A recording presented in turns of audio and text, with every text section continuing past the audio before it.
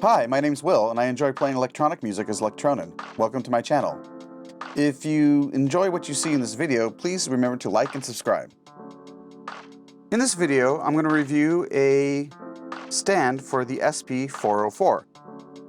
Now, I want to say that I'm not being paid or sponsored by any company, and I purchased these things with my own money, and I'm just putting this out there for other people who might be looking for a similar solution.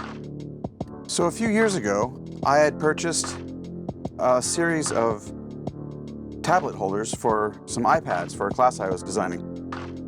And when I recently acquired some circuit tracks, I found out that this worked very well for the circuit tracks. It elevated the circuit tracks and allowed me to reach the knobs a little bit easier from a sitting position.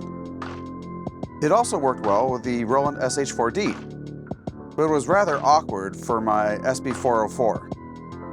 So, this was not going to work. So I went online and did a search for something that would work for my SP-404. And I got an interesting result.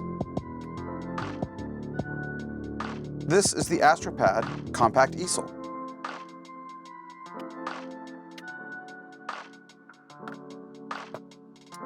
It's a compact stand that comes in its own bag and is very small and slim and portable.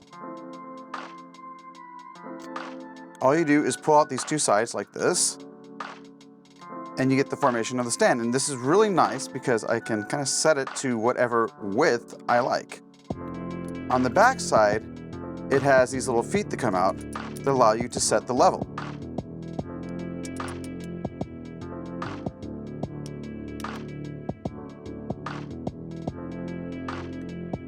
So I found when I put my SP4 on it, it was a perfect fit. I can even get access to the headphone outputs here. It's a little bit close, but it works. Now, I would say if I'm working on the SP-404 and I'm doing something that's very velocity sensitive, because these have velocity sensitive pads. So if I'm doing something that's velocity sensitive, it gives a little bit of bounce. It's a little bit to dig in. It's a little bit easier to do that kind of work with the SP-404 directly on a table or directly on a surface. However, if I'm using the SP-404 for its excellent effects, and so therefore using it more as an effects unit, this works very well. Or if I'm just triggering some fixed velocity things or patterns or things like that, this works very well. And I found out not only did it work well for the SP-404, but if I widened it even more, it also worked well with the SH-4d. Now, the SH-4d has this bit of a angle to it right here, so it doesn't sit flush against the side. I'll show you what that looks like. I can. So you can see there's a little bit of a space right there. So it could potentially slip off if you're moving it around or something like that. But if it's stationary and well enough on the, secure on the surface, it holds it pretty well. And what that allows me to do is to get other things under here, like laptop stands or cables or other things that this other this other stand that I had didn't work very well with. So that's it.